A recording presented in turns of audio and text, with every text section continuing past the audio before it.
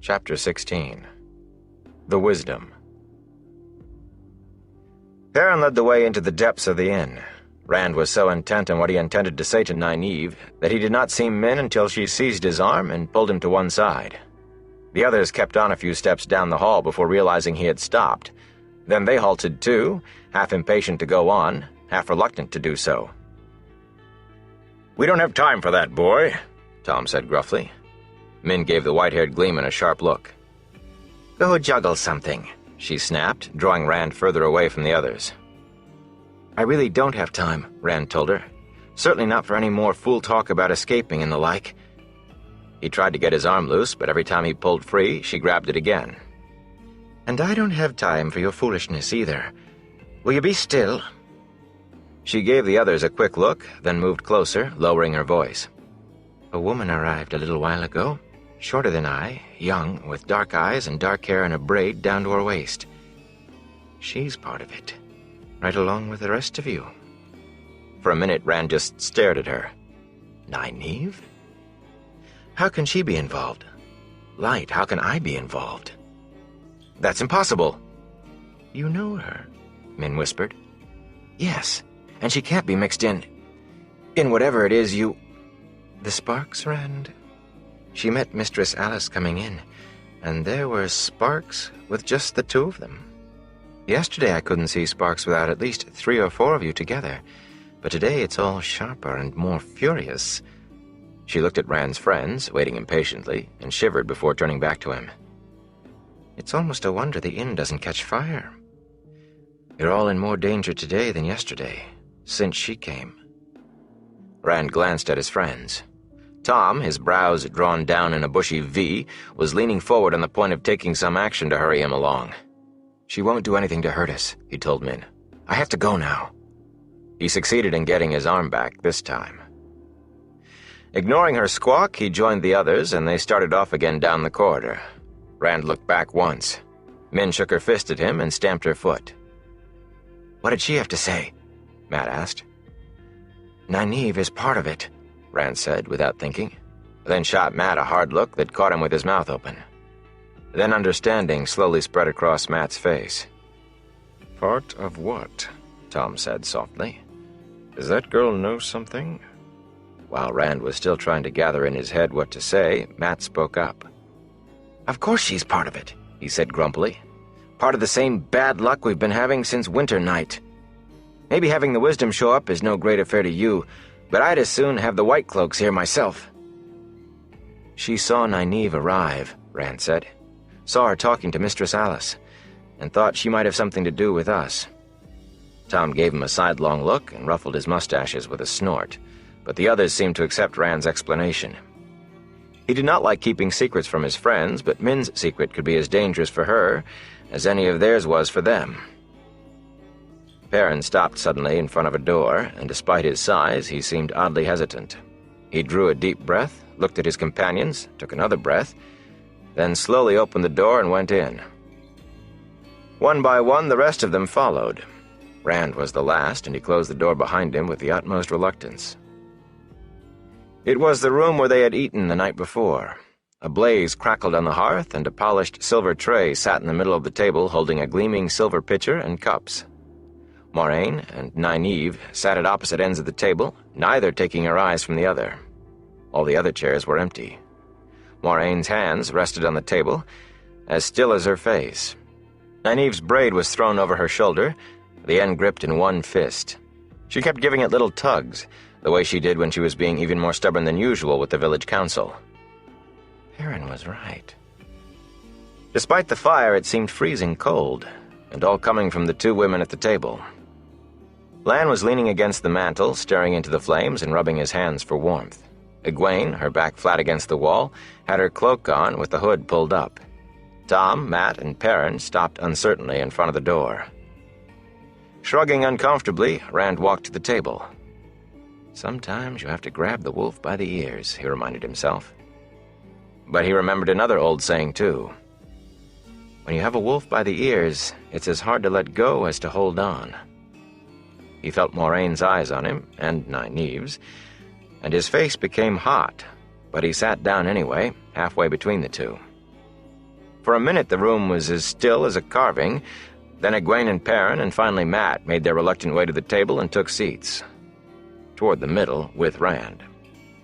Egwene tugged her hood further forward, enough to half hide her face, and they all avoided looking at anyone. Well, Tom snorted from his place beside the door. At least that much is done. Since everyone is here, Lan said, leaving the fireplace and filling one of the silver cups with wine, perhaps you will finally take this. He proffered the cup to Nynaeve. She looked at it suspiciously. There is no need to be afraid, he said patiently. You saw the innkeeper bring the wine, and neither of us has had a chance to put anything in it. It is quite safe. The wisdom's mouth tightened angrily at the word afraid, but she took the cup with a murmured, "Thank you." "I am interested," he said, "in how you found us." "So am I." Moiraine leaned forward intently. "Perhaps you are willing to speak now that Egwene and the boys have been brought to you?" Nynaeve sipped the wine before answering the Aes Sedai. "There was nowhere for you to go except Baerlon. To be safe, though, I followed your trail. You certainly cut back and forth enough, but then I suppose you would not care to risk meeting decent people." You followed our trail? Lan said, truly surprised for the first time that Rand could remember. "I must be getting careless." "You left very little trace, but I can track as well as any man in the Two Rivers, except perhaps Tam Althor." She hesitated, then added, "Until my father died, he took me hunting with him, and taught me what he would have taught the sons he never had." She looked at Lan challengingly, but he only nodded with approval. "If you can follow a trail I have tried to hide, he taught you well. Few can do that, even in the borderlands." Abruptly, Nynaeve buried her face in her cup. Rand's eyes widened. She was blushing. Nynaeve never showed herself even the least bit disconcerted. Angry, yes. Outraged, often, but never out of countenance. But she was certainly red-cheeked now, and trying to hide in the wine. "Perhaps now," Moiraine said quietly, "you will answer a few of my questions." "I have answered yours freely enough." "With a great sack full of gleemen's tales," Nynaeve retorted. "The only facts I can see are that 4 young people have been carried off, for the light alone knows what reason, by an Aes Sedai." "You have been told that isn't known here," Lan said sharply. "You must learn to guard your tongue." "Why should I?" Nynaeve demanded. "Why should I help hide you, or what you are? I've come to take Egwene and the boys back to Emond's Field, not help you spirit them away." Tom broke in a scornful voice. "If you want them to see their village again, or you either, you had better be more careful. There are those in Baerlon who would kill her," he jerked his head toward Moiraine, "for what she is. Him, too." He indicated Lan, then abruptly moved forward to put his fists on the table. He loomed over Nynaeve, and his long mustaches and thick eyebrows suddenly seemed threatening. Her eyes widened, and she started to lean back, away from him. Then her back stiffened defiantly. Tom did not appear to notice. He went right on in an ominously soft voice. "They'd swarm over this inn like murderous ants on a rumor, a whisper. Their hate is that strong, their desire to kill or take any like these two. And the girl, the boys, you are all associated with them, enough for the White Cloaks anyway. You wouldn't like the way they ask questions, especially when the White Tower is involved. White Cloak questioners assume you're guilty before they start, and they have only one sentence for that kind of guilt. They don't care about finding the truth. They think they know that already. All they go after with their hot irons and pincers is a confession. Best you remember, some secrets are too dangerous for saying aloud, even when you think you know who hears." He straightened with a muttered, "I seem to tell that to people often of late." "Well put, Gleeman," Lan said. The warder had that weighing look in his eyes again. "I'm surprised to find you so concerned." Tom shrugged. "It's known I arrived with you, too. I don't care for the thought of a questioner with a hot iron telling me to repent my sins and walk in the light." "That," Nynaeve put in sharply, "is just one more reason for them to come home with me in the morning. Or this afternoon, for that matter. The sooner we're away from you and on our way back to Emond's Field, the better." "We can't," Rand said, and was glad that his friends all spoke up at the same time. That way Nynaeve's glare had to be spread around. She spared no one as it was. But he had spoken first, and they all fell silent, looking at him. Even Moiraine sat back in her chair, watching him over steepled fingers. It was an effort for him to meet the Wisdom's eyes. "If we go back to Emond's Field, the Trollocs will come back too. They're hunting us. I don't know why, but they are. Maybe we can find out why in Tar Valon.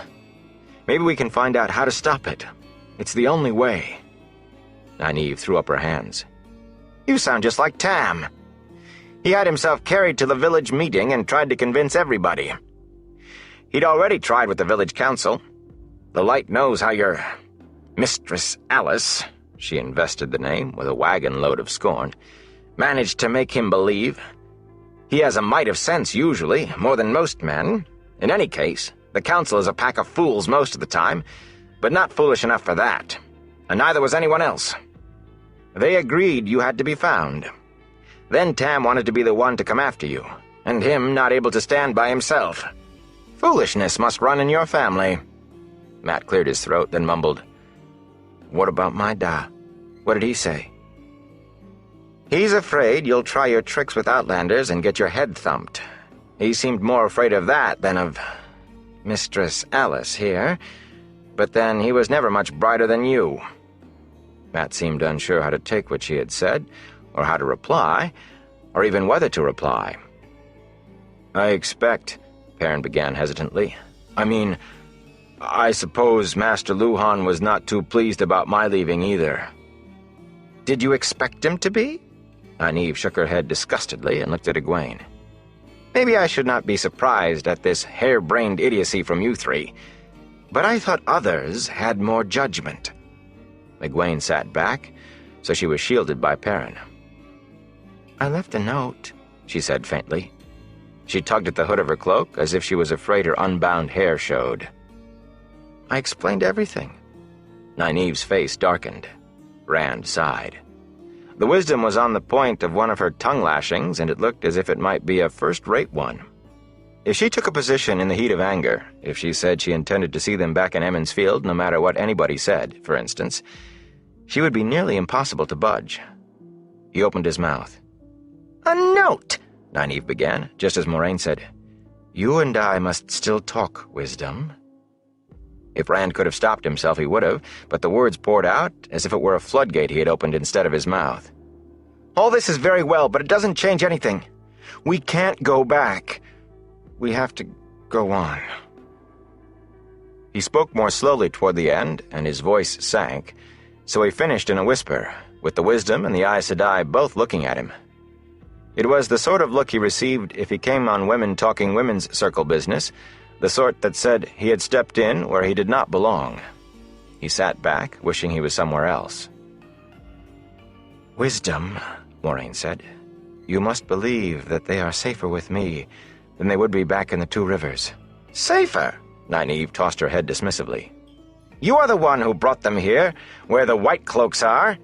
The same White Cloaks who, if the Gleeman tells the truth, may harm them because of you. Tell me how they are safer, Aes Sedai." "There are many dangers from which I cannot protect them," Moiraine agreed, "any more than you can protect them from being struck by lightning if they go home. But it is not lightning of which they must be afraid, nor even White Cloaks. It is the Dark One and minions of the Dark One. From those things I can protect. Touching the true source, touching Saidar, gives me that protection, as it does to every Aes Sedai." Nynaeve's mouth tightened skeptically. Moraine's grew tighter too, with anger, but she went on, her voice hard on the edge of patience. "Even those poor men who find themselves wielding the power for a short time gain that much, though sometimes touching Saidin protects, and sometimes the taint makes them more vulnerable. But I, or any Aes Sedai, can extend my protection to those close by me. No Fade can harm them as long as they are as close to me as they are right now. No Trolloc can come within a quarter of a mile without Lan knowing it, feeling the evil of it. Can you offer them half as much if they return to Emond's Field with you?" "You stand-up straw men," Nynaeve said. "We have a saying in the Two Rivers. Whether the bear beats the wolf or the wolf beats the bear, the rabbit always loses. Take your contest somewhere else and leave Emond's Field folk out of it." "Egwene," Moiraine said after a moment, "take the others and leave the wisdom alone with me for a while." Her face was impassive. Nynaeve squared herself at the table as if getting ready for an all-in wrestling match. Egwene bounced to her feet, her desire to be dignified, obviously warring with her desire to avoid a confrontation with the wisdom over her unbraided hair. She had no difficulty gathering up everyone by eye, though. Mat and Perrin scraped back their chairs hurriedly, making polite murmurs while trying not to actually run on their way out. Even Lan started for the door at a signal from Moiraine, drawing Tom with him. Rand followed, and the warder shut the door behind them, then took up guard across the hallway. Under Lan's eyes, the others moved on down the hall a short distance. They were not to be allowed even the slightest chance of eavesdropping. When they had gone far enough to suit him, Lan leaned back against the wall. Even without his color-shifting cloak, he was so still that it would be easy not to notice him until you were right on him. The Gleeman muttered something about better things to do with his time and left with a stern, "Remember what I said," over his shoulder to the boys. No one else seemed inclined to leave. "What did he mean?" Egwene asked absently, her eyes on the door that hid Moiraine and Nynaeve. She kept fiddling with her hair as if torn between continuing to hide the fact that it was no longer braided and pushing back the hood of her cloak. "He gave us some advice," Mat said. Perrin gave him a sharp look. "He said not to open our mouths until we were sure what we were going to say." "That sounds like good advice," Egwene said, but clearly she was not really interested. Rand was engrossed in his own thoughts. How could Nynaeve possibly be part of it? How could any of them be involved with Trollocs and Fades and Baalzamon appearing in their dreams? It was crazy. He wondered if Min had told Moiraine about Nynaeve. What are they saying in there? He had no idea how long he had been standing there when the door finally opened. Nynaeve stepped out and gave a start when she saw Lan. The warder murmured something that made her toss her head angrily, then he slipped past her through the door. She turned toward Rand, and for the first time he realized the others had all quietly disappeared. He did not want to face the wisdom alone, but he could not get away now that he had met Nynaeve's eye. A particularly searching eye, he thought, puzzled. What did they say? He drew himself up as she came closer. She indicated Tam's sword. "That seems to fit you now, though I would like it better if it did not. You've grown, Rand." "In a week?" He laughed, but it sounded forced, and she shook her head as if he did not understand. "Did she convince you?" he asked. "It really is the only way." He paused, thinking of Min's sparks. "Are you coming with us?" Nynaeve's eyes opened wide. "Coming with you? Why would I do that?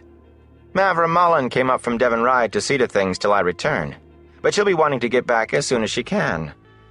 I still hope to make you see sense and come home with me." "We can't." He thought he saw something move at the still open door, but they were alone in the hallway.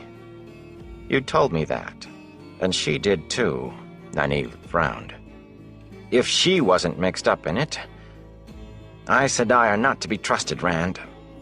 "You sound as if you really do believe us," he said slowly. "What happened at the village meeting?" Nynaeve looked back at the doorway before answering. There was no movement there now.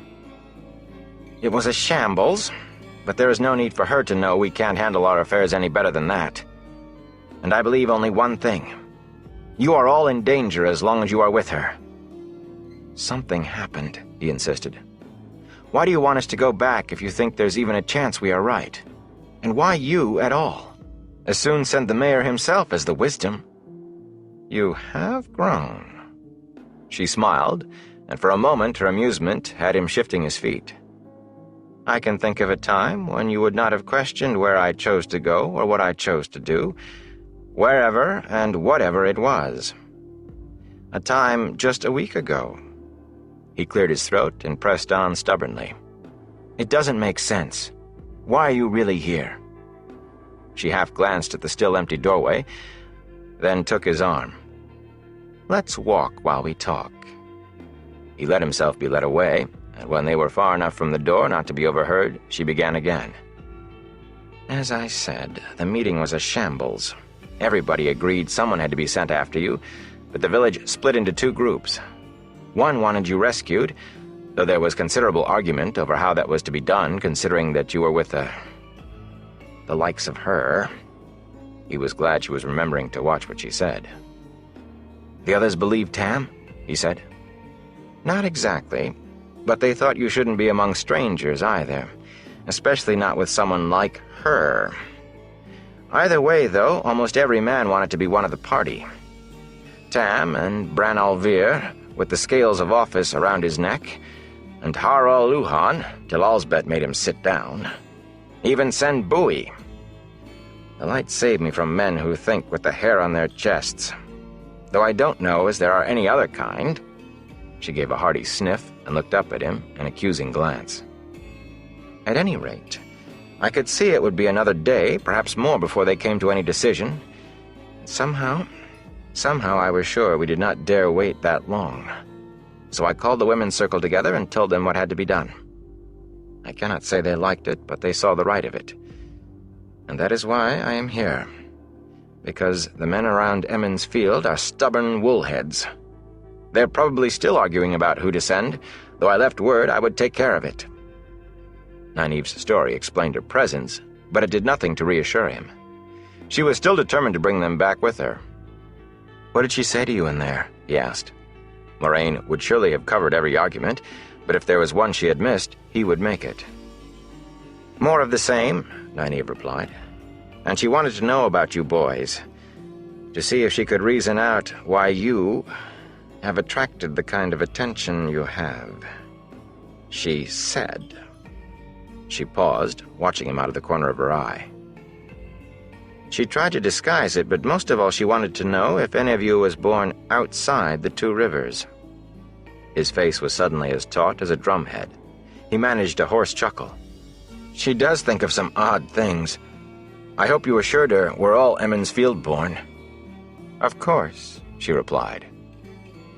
There had only been a heartbeat's pause before she spoke, so brief he would have missed it if he had not been watching for it. He tried to think of something to say, but his tongue felt like a piece of leather. She knows. She was the wisdom, after all, and the wisdom was supposed to know everything about everyone. If she knows, it was no fever dream. "Oh, light, help me, Father." "Are you all right?" Nynaeve asked. He said I wasn't his son. When he was delirious, with the fever. He said he found me. I thought it was just—" His throat began to burn, and he had to stop. "Oh, Rand." She stopped and took his face in both hands. She had to reach up to do it. "People say strange things in a fever. Twisted things. Things that are not true or real.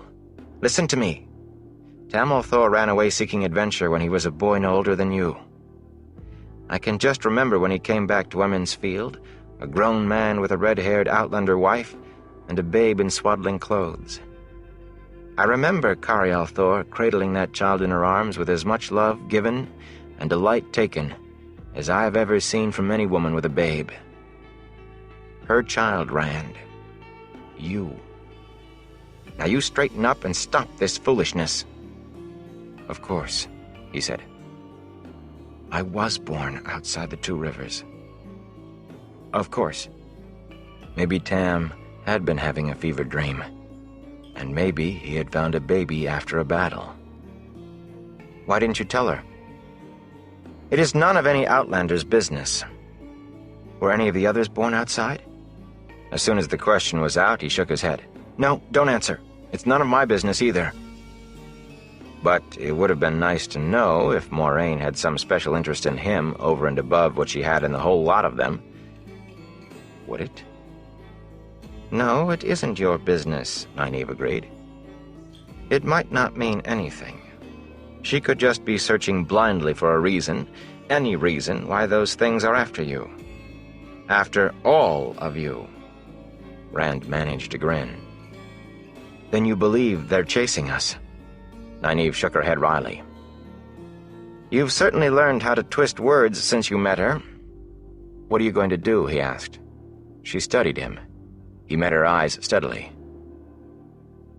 Today I'm going to have a bath. For the rest, we will have to see, won't we?